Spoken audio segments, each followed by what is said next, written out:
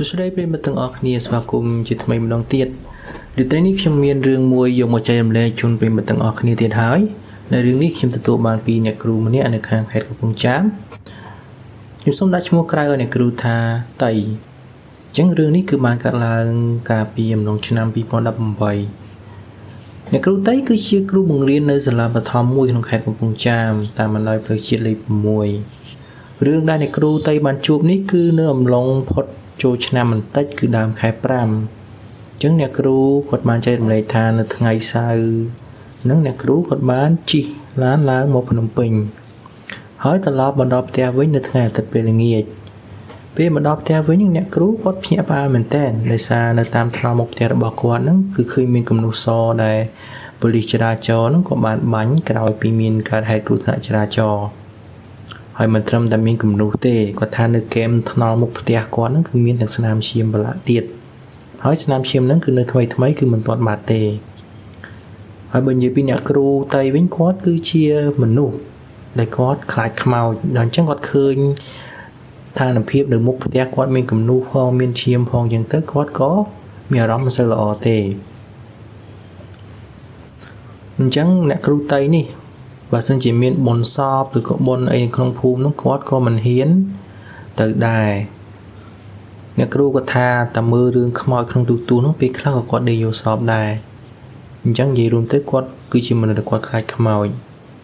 តែគាត់ថាសំណាងដែរដោយសារគាត់អត់បានឃើញហេតុការណ៍គ្រោះថ្នាក់ចរាចរណ៍ដែលបានកើតឡើងនៅមុខផ្ទះរបស់គាត់ហ្នឹងផ្ទាល់ភ្នែកទេបើសិនជាឃើញផ្ទាល់ភ្នែកវិញនឹងតែគាត់ដេកខ្លាចទៀតហើយផ្ទះរបស់អ្នកគ្រូតៃនេះគឺគាត់មានតយ៉ាបខាងមុខផ្ទះហ្នឹងគឺសម្រាប់លក់ឲ្យបានចាប់ហួយអញ្ចឹងផ្ទះរបស់គាត់ហ្នឹងគឺអត់មានលបងទេគឺគាត់ធ្វើបិទជាប់ជាមួយនឹងតូបលក់តែម្ដងអ្នកគ្រូតៃសប្តាហ៍ថ្ងៃគឺគាត់រស់នៅជាមួយនឹងម្ដាយនិងក្មួយស្រីម្នាក់ដែលជាកូនរបស់បងស្រីគាត់យកមកផ្ញើយប់ហ្នឹងមិនមានបញ្ហាអីទេដោយសារម្ដាយរបស់អ្នកគ្រូតៃហ្នឹងគាត់ដឹងថាកូនគាត់ជាមនុស្សខ្លាចអញ្ចឹងគាត់អត់បាននិយាយរឿងអញ្ចឹងគាត់មិននិយាយរឿងគ្រោះថ្នាក់ចរាចរណ៍ដែលនៅខាងមុខនឹងទេលុះព្រឹកឡើងថ្ងៃច័ន្ទអ្នកគ្រូតៃហ្នឹងគាត់ក៏ទៅបង្រៀននៅសាលាដល់ម៉ោងចេញលេងអ្នកគ្រូក៏គាត់ទៅអង្គុយលេងជាមួយលោកគ្រូអ្នកគ្រូផ្សេងទៀតក៏ប៉ុន្តែ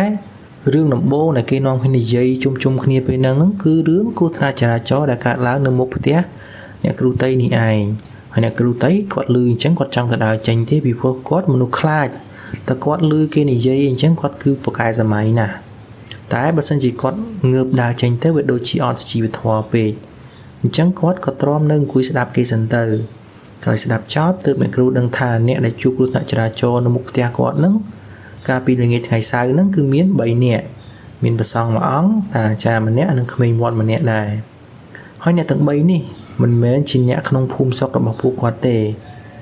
គេថាពួកគាត់ទាំង3នាក់ហ្នឹងជិះម៉ូតូឌុបគ្នាដល់ចំណុចកើតហេតុហ្នឹងមិនដឹងជាយ៉ាងម៉េចក៏មានឡានមកបុកគូតម៉ូតូគាត់ពីក្រោយបន្ទាប់មកម៉ូតូហ្នឹងវារុញត្រេជាកោតទៅចូលក្នុងកន្លងផ្លូវមកខាងទៀតហ្នឹងក៏មានឡានមកមួយទៀត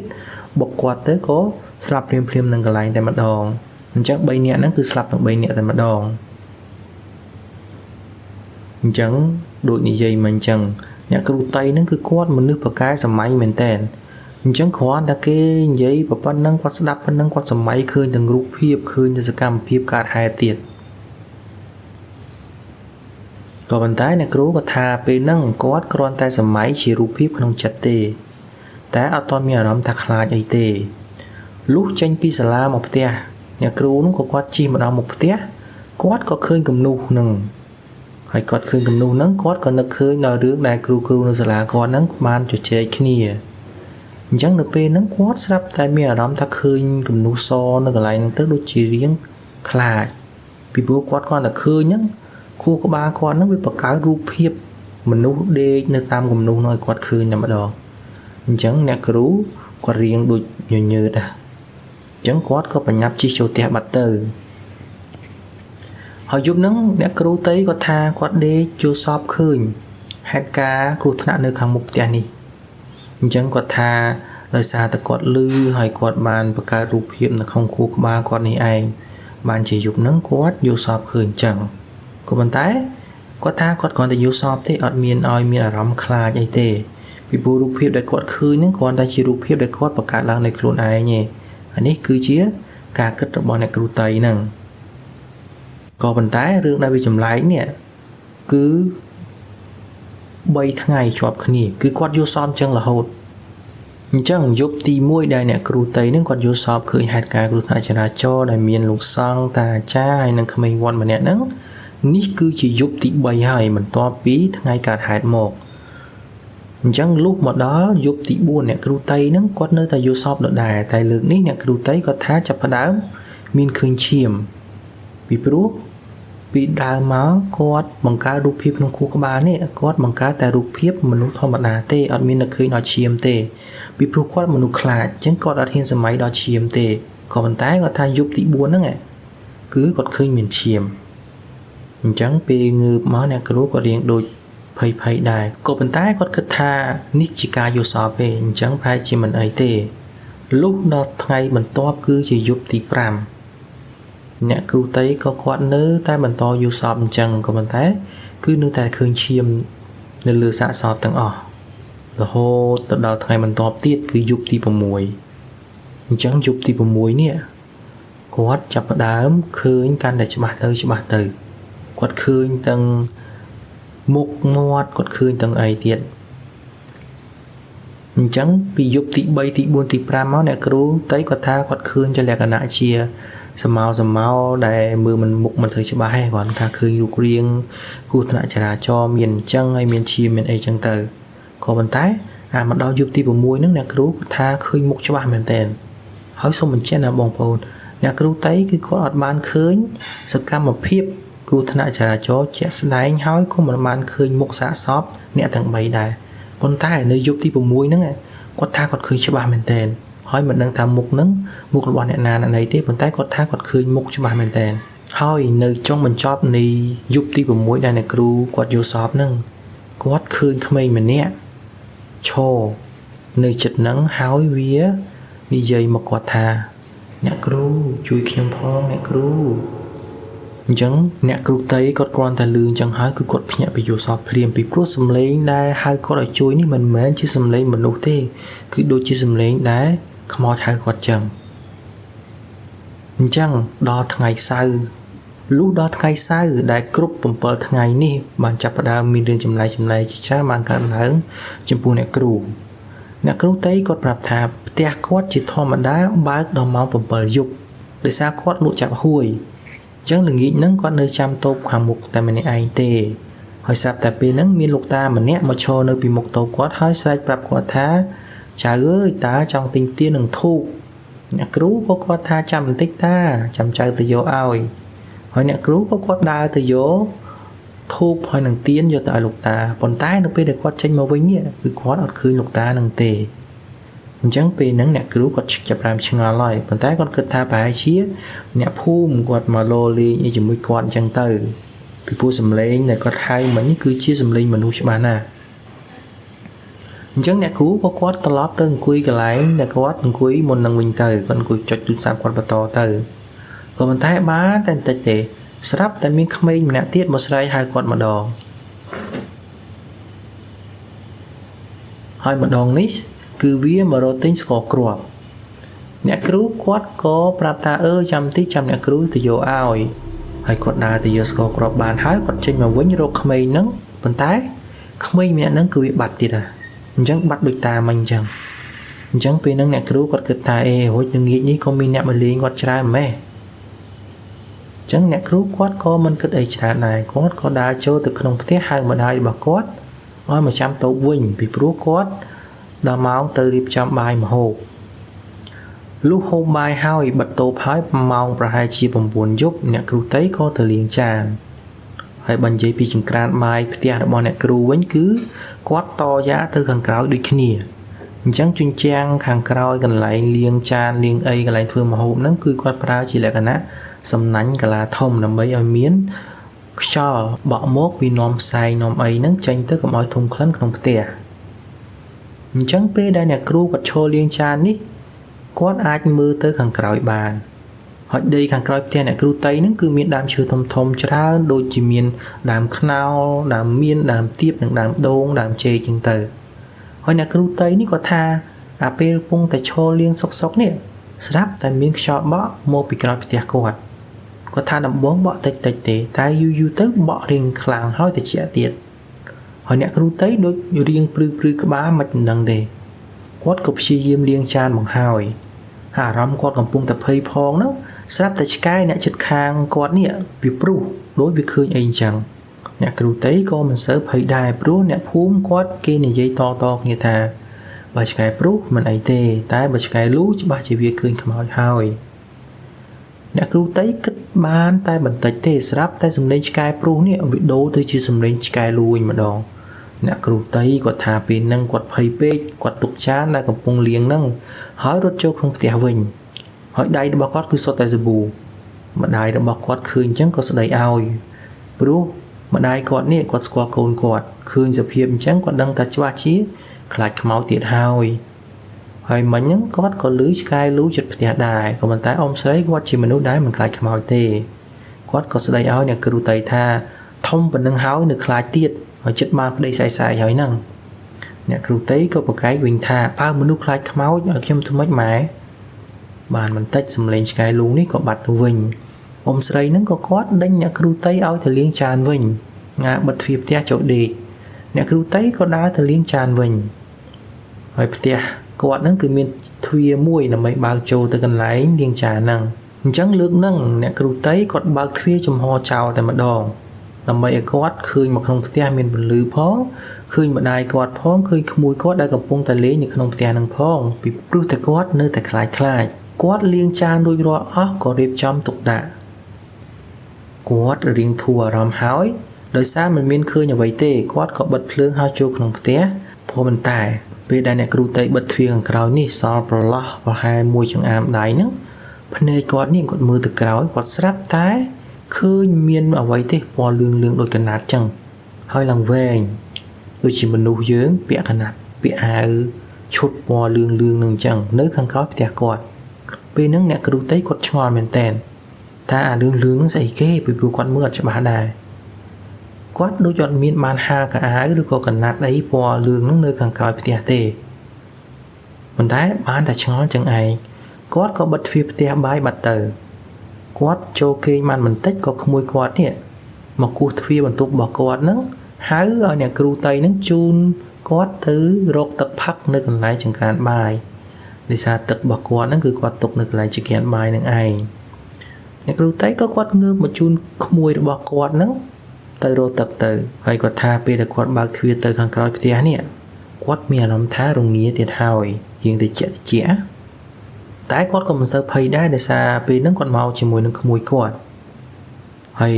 គាត់កំពុងតែឈរគិតហ្នឹងស្រាប់តែក្មួយរបស់គាត់នេះមកបញ្ញាគាត់ពីក្រោយអញ្ចឹងអ្នកគ្រូតៃគាត់ថាពេលហ្នឹងគាត់ភ័យហើយគាត់ស្រែកហើយក្មួយគាត់ហ្នឹងបានត្រឹមតែសើចសប្បាយអញ្ចឹងទៅ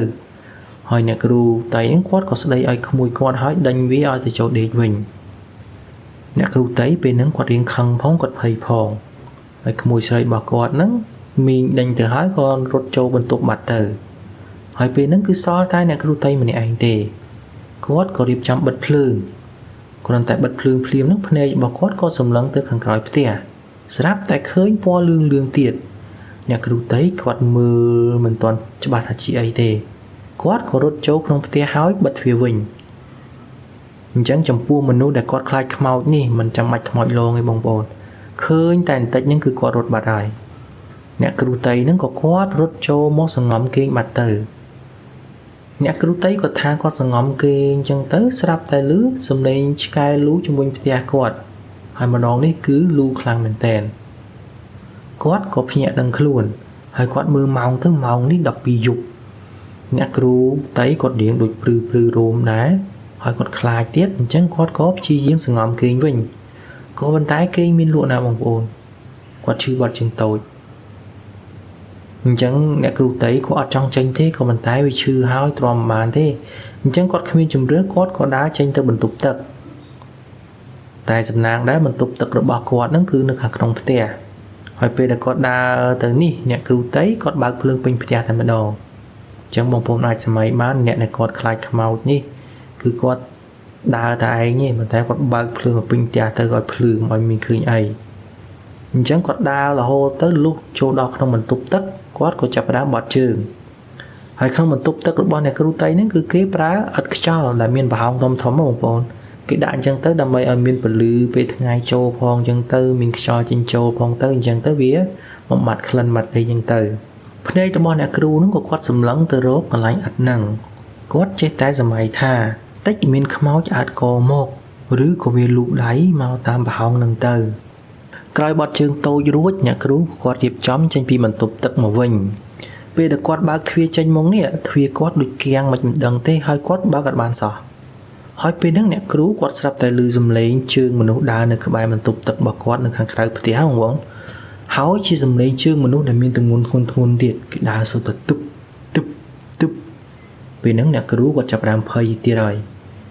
គាត់ក៏ប្រឹងមួលទ្វារចេញមកក្រៅដែរតែនៅតែមួលមិនបានហើយពេលហ្នឹងគាត់ស្រាប់តែឮសំឡេងនិងមានអារម្មណ៍ថាមានមនុស្សតោងឥដ្ឋខ្យល់របស់គាត់តាមជញ្ជាំងបន្ទប់ទឹករបស់គាត់ហ្នឹងអ្នកគ្រូគាត់ថាគាត់ភ័យមែនតើគាត់ក៏ងាកភ្នែកទៅមើលហើយអ្វីដែលគាត់ឃើញគឺគាត់ឃើញមានដៃមនុស្សម្នាក់តោងមកតាមប្រឡោះឥដ្ឋហ្នឹងហើយអ្វីដែលគួរឲ្យខ្លាចសម្រាប់អ្នកគ្រូហ្នឹងគឺដៃហ្នឹងគឺជាដៃដែលវាររេះររួយមានដំបៅផងមានអីផងចឹងទៅអញ្ចឹងអ្នកគ្រូគាត់ដឹងហើយថាគាត់ត្រូវខ្មោចលងហើយពីព្រោះគ្មានដៃមនុស្សណាមានសភាពអញ្ចឹងកើតទេគាត់ក៏ប្រឹងមួលសោចេញក្រៅទ្វារហ្នឹងក៏វារបើកមកអញ្ចឹងគាត់ក៏រត់ចេញពីបន្ទប់ទឹកហ្នឹងទៅបន្ទប់គេងគាត់វិញភ្លាមហើយភ្លើងក្នុងបន្ទប់ទឹកឬក៏ភ្លើងក្នុងផ្ទះដែលគាត់បើកចោលហ្នឹងគឺគាត់អត់បានបិទទេគឺគាត់បើកចោលពេញផ្ទះតែម្ដងគាត់រត់មកសង្ងំក្នុងភួយរបស់គាត់ហ្នឹងទល់ភ្លឺបងប្អូនលុះព្រឹកឡើងថ្ងៃអាទិត្យម៉ាក់អ្នកគ្រូតៃហ្នឹងគាត់ក៏ងើបឡើងហើយគាត់ឃើញភ្លើងបើកពេញផ្ទះទាំងភ្លើងបន្ទប់ទឹកទៀតគាត់ក៏រអ៊ូហើយគាត់ក៏ទៅគោះទ្វារដាស់អ្នកគ្រូតៃហ្នឹងឲ្យងើបមកជួយធ្វើការគ្នាពីព្រោះរិសានៅផ្ទះរបស់គាត់ហ្នឹងសុទ្ធតែស្រី3នាក់អ្នកគ្រូតៃគាត់ឮម្ដាយគាត់ហៅចឹងហើយគាត់ក៏ងើបមកតែភ្នែកគាត់គឺខ្មៅដូចមនុស្សអត់បានដេកអញ្ចឹងហើយគាត់ថាបានដេកឯណាយប់មិញគាត់ខ្លាចចង្អល់ហើយហ្នឹងគាត់ដេកបានប្រហែលជាតែ1ម៉ោងអីទេអ្នកគ្រូក៏ងើបមកទាំងងងុយដេកហ្នឹងហើយគាត់មកជួយបើកតូបធ្វើបាយព្រឹកជាមួយនឹងម្ដាយគាត់ហើយធ្វើរួចរាល់អស់ហ្នឹងគាត់ក៏ទៅដេកវិញដោយសារនេះគឺជាថ្ងៃឈប់សម្រាកគាត់អត់មានត្រូវទៅសាលាបង្រៀនសិស្សទេហើយគាត់ងើបម្ដងទៀតម៉ោងប្រហែលជា11ថ្ងៃត្រង់ហើយគាត់រៀងមានកម្លាំងបន្តិចហើយអ្នកគ្រូក៏ងើបមកអង្គុយនៅតូបខាងមុខជាមួយនឹងម្ដាយគាត់ហើយគាត់ចោលភ្នែករបស់គាត់ទៅមុខផ្ទះនេះគាត់ស្រាប់តែឃើញមានសំណែននិងធូបគេអុជនៅមុខផ្ទះគាត់តែម្ដងហើយអុជនៅកន្លែងដែលជិតមានគ្រោះថ្នាក់ចរាចរណ៍នឹងឯងគាត់ក៏ឆ្ងល់គាត់សួរម្ដាយគាត់ថាពីណាគេយកអានឹងមកសែនមុខផ្ទះអញ្ចឹងម៉ែគាត់ក៏ប្រាប់ថាព្រឹកមិញហ្នឹងអាអូនជិតផ្ទះនេះវាយកសំណែនយកធូបយកចេកអីហ្នឹងមកដោតនៅហ្នឹងឃើញវាបន់ស្អីវាទេអ៊ំស្រីគាត់ក៏សួរថាអាអូនយកមកសែនធ្វើអីហើយពូមួយចិត្តផ្ទះហ្នឹងក៏បានឆ្លើយមកវិញយ៉ាងខ្លីថាជប់មិញហ្នឹងមានខ្មោចមកលេងអញ្ចឹងគាត់ឆ្លើយតែប៉ុណ្្នឹងហើយគាត់ក៏ទៅផ្ទះគាត់បាត់ទៅហើយអ្នកគ្រូតៃគាត់ឮអញ្ចឹងគាត់នឹកឃើញរឿងជប់មិញដែរគាត់ជួបដែរគាត់ក៏ព្យាយាមប្រាប់ម្ដាយរបស់គាត់តែម្ដាយរបស់គាត់ស្ដីគាត់វិញថាមកពីគាត់នេះគិតខ្លួនឯងហើយសម័យខ្លួនឯងទេបានជាវាឃើញអញ្ចឹងគាត់នៅផ្ទះនេះយូរណាស់ហើយមិនដែលមានឃើញខ្មោចអីទេអ្នកគ្រូតៃគាត់ក៏យោបល់មិនដឹងជានិយាយយ៉ាងម៉េចជាមួយនឹងម្ដាយរបស់គាត់លុះដល់ល្ងាចឡើងអ្នកគ្រូតៃក៏ទៅលាងចាននៅខាងក្រោយទៀតតែលើកនេះគាត់ហៅក្មួយគាត់ឲ្យទៅអង្គុយលេងកំដរគាត់ក្មួយគាត់ក៏ទៅអង្គុយលេងទូរស័ព្ទកំដរគាត់មែនគាត់លាងចានលាងឆ្នាំងអីចិត្តហើយស្រាប់តែក្មួយគាត់នេះវាថាមីងខ្ញុំឈឺបាត់ជើងតូចវានិយាយតែប៉ុណ្្នឹងហើយវាក៏ទុកទូរស័ព្ទនៅកន្លែងវាអង្គុយហ្នឹងហើយវារត់ទៅបន្ទប់ទឹកបាត់ទៅអ្នកគ្រូតៃក៏គាត់មិនទៅខាត់ខាំងអីដែរចូលបើក្មួយវារាន់ហើយណាមួយគាត់លាងចិត្តហើយដែរអញ្ចឹងអ្នកគ្រូតៃក៏គាត់បន្តលាងចានទៀតក៏ប៉ុន្តែស្រាប់តែគាត់មានអារម្មណ៍ថានៅខាងក្រោយនេះវាឃើញអាពណ៌លឿងដូចពីម្សិលមិញហ្នឹងទៀតហើយហើយអ្វីនៅចម្លែកនេះម្សិលមិញគាត់ឃើញគឺมันមានចលនាទេប៉ុន្តែថ្ងៃនេះគឺឃើញស្បៃក៏ឃើញកណាត់អីពណ៌លឿងហ្នឹងគឺវាមានចលនាបំលាស់ទីតែបំលាស់ទីតិចទេបើសិនជាមិនតាមមើលគឺប្រហែលជាមិនដឹងថាវាបំលាស់ទីទេ អ្នកគ្រូតីគាត់ចាប់ផ្ដើមបុកពោះគាត់ក៏ស្រែកហៅក្មួយរបស់គាត់ថាឲ្យប្រញាប់មកវិញមកវត្តជើងលឿនទៅកុំយូរពេកហើយក្មួយស្រីរបស់គាត់លឺហើយក៏ស្រែកមកវិញថាពងតែបត់ជើងធំមីងអ្នកគ្រូតីក៏ស្រែកប្រាប់ថាឲ្យស្រូតទៅអញ្ចឹងពេលហ្នឹងអ្នកគ្រូតីភ្នែករបស់គាត់មើលទៅខាងក្រោយដៃរបស់គាត់បន្តលាងចានហើយមាត់របស់គាត់នេះនៅតែបន្តស្រែកហៅក្មួយរបស់គាត់ដើម្បីកុំឲ្យខ្លួនឯងហ្នឹងវាភ័យខ្លាំងពេកហើយក្មួយគាត់ហ្នឹងចេះតែតសម្ដីមកមួយគាត់វិញទៅអញ្ចឹងអ្នកគ្រូតីគាត់ថាគាត់ឃើញអាពណ៌លឿងនៅខាងក្រោយផ្ទះគាត់ហ្នឹងវាបន្តិចម្ដងរហូតវាបាត់ពីភ្នែករបស់គាត់គឺវាទៅខាងក្រោយបាត់ហើយវាបាំងដាំដូងដាំស្វាយអីចឹងទៅគាត់បានចឹងហើយគាត់រៀងធូរអារម្មណ៍អញ្ចឹងគាត់ក៏អោនមុខមកមើលចានរបស់គាត់វិញបំរុងនឹងលាងហើយគាត់គិតក្នុងចិត្តថាលែងហ៊ានមើលទៅក្រោយទៀតហើយតែចង្វាក់ដែលគាត់អោនមកខាងក្រោមនេះគាត់ឃើញមុខក្មេងម្នាក់សុទ្ធតែឈាមហើយវាផ្អាប់នឹងសំណាញ់មកមើលគាត់តែម្ដងអញ្ចឹងពេលហ្នឹងចានដែលនៅនឹងដៃរបស់គាត់នឹងវាធ្លាក់ចូលក្នុងកន្លែងលាងចាននៅសូតែប្រាវហើយអ្នកគ្រូគាត់ដូចជារៀងកន្ត្រាក់រាងកាយនឹងអារម្មណ៍របស់គាត់គាត់ក៏ដួលចុះមកក្រោមហើយយកដៃខ្ទប់មុខរបស់គាត់ហើយក្មួយរបស់គាត់លឺអញ្ចឹងភ្លាមគាត់ក៏រត់ចេញពីបន្ទប់ទឹកមកវិញរួចមកមើលមីងមកគាត់ហើយអ៊ំស្រីម្ដាយរបស់អ្នកគ្រូតៃនេះគឺគាត់អត់លឺទេដោយសារគាត់នៅផ្ទះខាងមុខកន្លែងតូបលក់របស់គាត់អ្នកគ្រូក៏បានក្មួយមកវិញហើយក៏ងើបនាំគ្នាចូលផ្ទះទាំងពីរនាក់ទៅហើយគាត់ប្រើឲ្យក្មួយគាត់នេះទៅបិទទ្វារផ្ទះខាងក្រោយកុំឲ្យគាត់ឃើញទៀតព្រោះគាត់ភ័យណាស់សម្រាប់មួយសន្ទុះហើយនឹងក៏ប្រឹងឲ្យក្មួយរបស់គាត់នេះបើកទ្វារអឺតមើលទៅខាងក្រោយតើមានឃើញអីទេក្មួយគាត់នឹងក៏ធ្វើតាមតែមិនឃើញអ្វីទេលើកនេះអ្នកគ្រូតៃនឹងគឺគាត់ឲ្យក្មួយរបស់គាត់នឹងឈរនៅជិតគាត់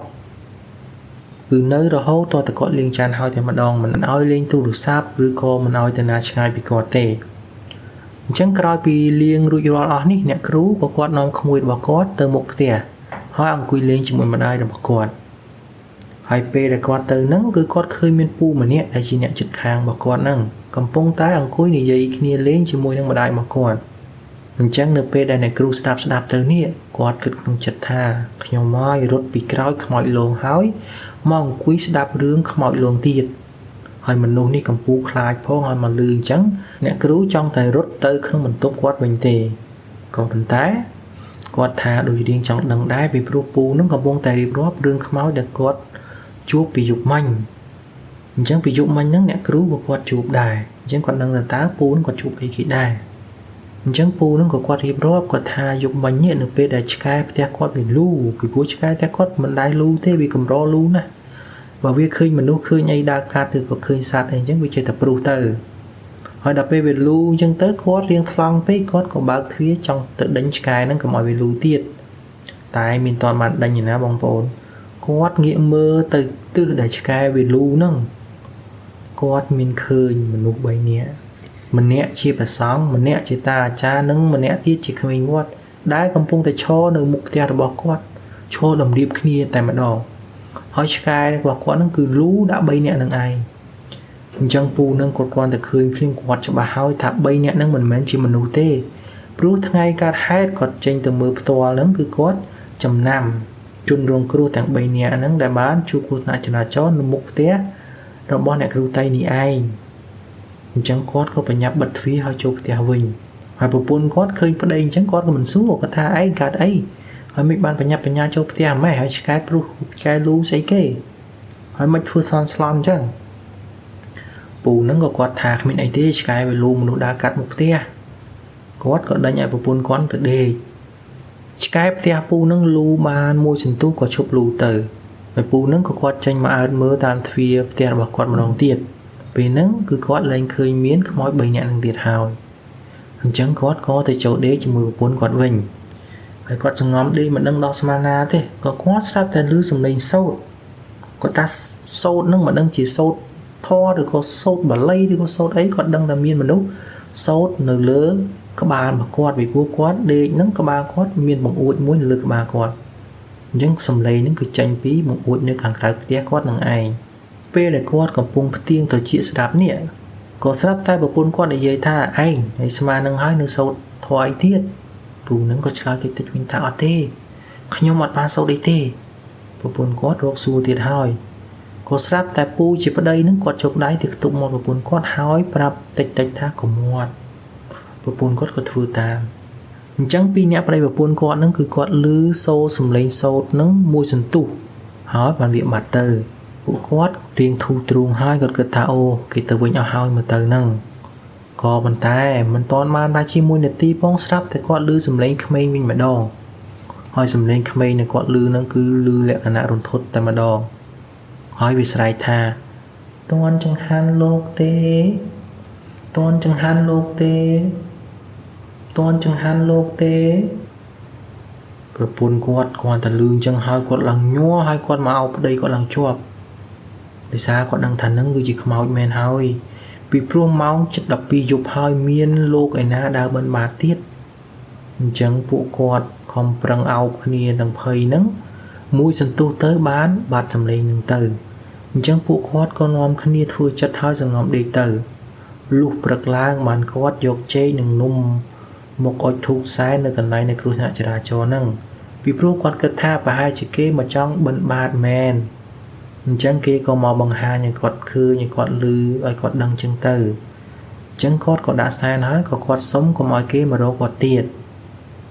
អ្នកគ្រូតីគាត់ឮអញ្ចឹងហើយគាត់គិតដល់អាពណ៌លឿងនឹងមុខក្មេងនៅក្រោយផ្ទះដែលគាត់ឃើញនឹងទៀតហើយគាត់សង្ស័យថាខ្មោចដែលមកលងគាត់នេះច្បាស់ជា3នាក់ហ្នឹងដែលពូនឹងបានរៀបរាប់ដែរហើយមកទៅហ្នឹងពីព្រោះតាំងពីដើមមកមិនដែលមានបញ្ហាអីទេគ្រាន់តែមានគ្រោះថ្នាក់ចរាចរណ៍នៅមុខផ្ទះគាត់មានមនុស្សស្លាប់ដល់តែ3នាក់នឹងភ្លាមគាត់ក៏ជួបអ្នកជិតខាងគាត់ក៏ជួបក៏ប៉ុន្តែអ្នកគ្រូតីគាត់បានតែអង្គុយស្ដាប់ទេគាត់អត់បានយកសាច់រឿងរបស់គាត់ដែលគាត់ជួបខ្មោចនេះទៅប្រាប់ម្ដាយឬក៏ពូនឹងទេពីព្រោះតែប្រាប់ទៅប្រហែលជាម្ដាយគាត់ស្ដីគាត់ទៀតហើយពូនឹងក៏មិនប្រកាសថាគេជឿគាត់ដែរហើយរៀងប្រឡប់បានបន្តិចហ្នឹងពូនឹងក៏ទៅផ្ទះគាត់វិញគាត់និងម្ដាយក៏នាំគ្នារៀបចំបិទតូបចូលផ្ទះបិទតូបហើយម្ដាយគាត់ក៏និយាយថាស្អែកចាំងើបពីព្រឹកមកដាក់បាតលោកជាមួយម៉ែអ្នកគ្រូក៏យល់ព្រមជុំនឹងអ្នកគ្រូដេកអត់មានជួបអីទេក៏ប៉ុន្តែគាត់ថាខ្ទង់ប្រហែលជាម៉ោង12យប់នេះឮសំឡេងឆ្កែលូខាងមុខផ្ទះគាត់ទៀតហើយអ្នកគ្រូគាត់ឮអញ្ចឹងប៉ុន្តែគាត់អត់ហ៊ានចេញទៅមើលទេគឺគាត់សង្ងំដេកទៀតទៅលុះព្រឹកឡើងស្រាប់តែគាត់ឮសំឡេងម្ដាយគាត់នេះគូទ្វារដាក់គាត់ទៅដាក់បាតលោកអ្នកគ្រូក៏ងើបមករៀបចំខ្លួននឹងបាយម្ហូបដើម្បីដាក់បាតលោកគាត់ពីអ្នកម្ដាយនឹងទៅឈរចាំមុខផ្ទះប្រហែលជាកន្លះម៉ោងក៏មានឃើញព្រះសង្ឃ3អង្គនិមន្តមកបិណ្ឌបាតអ្នកគ្រូនិងម្ដាយក៏បានដាក់បាតរួចក៏លុតជង្គង់សំពះពេលដែលលោកសូត្រធម៌ឲ្យពរពេលដែលចប់អ្នកគ្រូគាត់ក៏ងើបមុខទៅមើលព្រះសង្ឃវិញក៏ប៉ុន្តែអ្វីដែលគាត់ឃើញនោះមិនមែនជាព្រះសង្ឃ3អង្គមុននឹងទេគាត់ថាគាត់ឃើញមានព្រះសង្ឃ1អង្គហើយ2នាក់ទៀតនឹងគឺជាតាអាចារ្យម្នាក់និងក្មេងវត្តម្នាក់ពេលនឹងអ្នកគ្រូគាត់ថាគាត់រៀងភ្ញាក់ហើយក៏ស្រែកបន្តិចលក្ខណៈស្រែកលក្ខណៈភ្ញាក់បងប្អូនហើយគាត់នឹងក៏ដួលមកក្រោយអញ្ចឹងម្ដាយគាត់ឃើញអញ្ចឹងក៏ស្ទុះទៅមើលគាត់ហើយសួរថាកើតអីអ្នកគ្រូគាត់ពងឆ្លើយថាឃើញខ្មោចហើយប៉ុន្តែព្រះសង្ឃមួយអង្គក៏មានសន្និកាថាធ្វើចិត្តឲ្យស្ងប់ញោមមិនអីទេមានសង្ឃដីកាចប់ហើយព្រះសង្ឃទាំង3អង្គក៏និមន្តបន្តទៅបិណ្ឌបាតទៀតអ្នកគ្រូបានត្រឹមមើលព្រះសង្ឃពីក្រោយអ្នកគ្រូក៏ថាចាប់តាំងពីពេលនឹងមកគាត់ចាប់ផ្ដើមមានអាការៈភ្ញាក់ហើយតែមានគេហៅគាត់ពីក្រោយឬក៏ប៉ះគាត់ដឹងតែភ្ញាក់លក្ខណៈខ្លាចហើយរយៈពេល1អាទិត្យតាំងពីថ្ងៃនឹងមកអ្នកគ្រូគាត់មិនហ៊ានទៅលាងចានពេលយប់ទៀតទេបើមិនលាងពេលថ្ងៃឲ្យហើយទេគាត់សុកចិត្តលើកចូលមកក្នុងផ្ទះលាងនៅក្នុងបន្ទប់ទឹកសូម្បីតែដីផ្នែកខាងក្រោយផ្ទះគាត់នឹងក៏គាត់មិនហ៊ានដើរទៅដែរពេលហ្នឹងគាត់អត់ជួបមែនក៏ប៉ុន្តែអ្នកភូមិដែលមានផ្ទះក្បែរគាត់នឹងនៅម្ខាងផ្លូវទៀតមានអ្នកឃើញខ្មោចទាំង3នាក់នេះតែការឡងនេះមិនមែនជាលក្ខណៈសាហាវណាទេភាគច្រើនគឺមកលេងជាការដើរបិណ្ឌបាតឬក៏លងជាសម្លេងសូត្រឬក៏មានខ្មោចក្មេងមកលងបណ្ដាចឹងទៅអញ្ចឹងពេលដែលគេជួបចឹងគេក៏យកចេកឬក៏នំមកអុជធូបសែននៅកន្លែងគ្រោះថ្នាក់ហ្នឹងតែគាត់ថាអំឡុងពេលហ្នឹងមានពូម្នាក់ដែលជាអ្នករត់ឬមកដឹកអីវ៉ាន់ហ្នឹងគាត់ត្រូវធ្ងន់ជាងគេដោយសារមានយប់មួយហ្នឹងគាត់ជិះកាត់កន្លែងហ្នឹងក៏ស្រាប់តែមានព្រះសង្ឃមួយអង្គតាចាម្នាក់និងក្មេងម្នាក់ហ្នឹងឈរបក់ដៃសុំរមាក់គាត់ជិះហ ហើយដោយសារផ្ទះពូហ្នឹងគឺនៅឆ្ងាយពីកន្លែងហ្នឹងអញ្ចឹងក៏អត់ដឹងរឿងខ្មោចលងហើយក៏មិនចាប់អារម្មណ៍គំនុះសលើថ្នល់នឹងដែរពីព្រោះពេលយប់គាត់ជិះមកហើយណាមួយវារៀងយូរថ្ងៃដែរអញ្ចឹងអាគំនុះសហ្នឹងវារៀងរលប់បន្តិចម្ដងទៅហើយគាត់ក៏ឈប់ឲ្យ3នាក់ហ្នឹងឡើងជិះហើយគាត់ថាគេសុំគាត់ឲ្យជួយទម្លាក់គេនៅវត្តផង